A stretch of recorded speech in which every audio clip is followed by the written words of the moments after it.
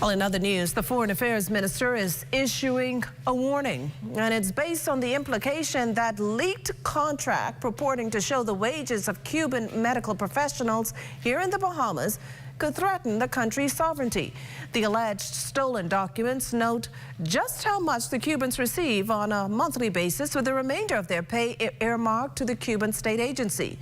Minister Fred Mitchell questioned whether the intent of the purported document is to try and influence the Bahamian government's policies.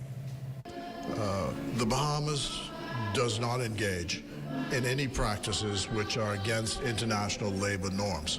That is clear. What I thought was interesting, if not nefarious, is you have some people out of the United States who say they're an NGO, non-governmental organization, and they have published purloined documents. They didn't get them with authority, as far as I'm aware. I've just raised a note of caution to anyone about accepting purloined documents without testing the context, the authenticity of those documents. And we are too gleeful in this present dispensation that as soon as somebody throws some material out there that looks as if it's accurate, we jump behind it and accept it for the truth of its contents. That's the word of caution.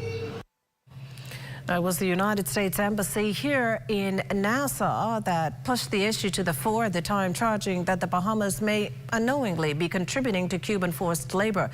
Fast forward to earlier this week, and the U.S. government warned that visa restrictions could be imposed on those officials viewed as complicit in what it termed a Cuban labor export system.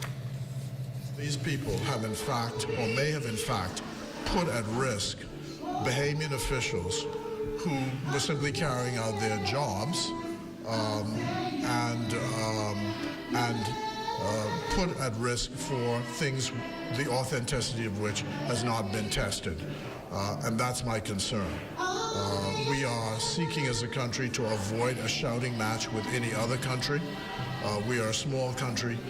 We believe that we have a right to exist and that we have a right to make our way in the world without putting up artificial and subjective criteria which would damage our ability to trade, to travel, and to move about the world as we should.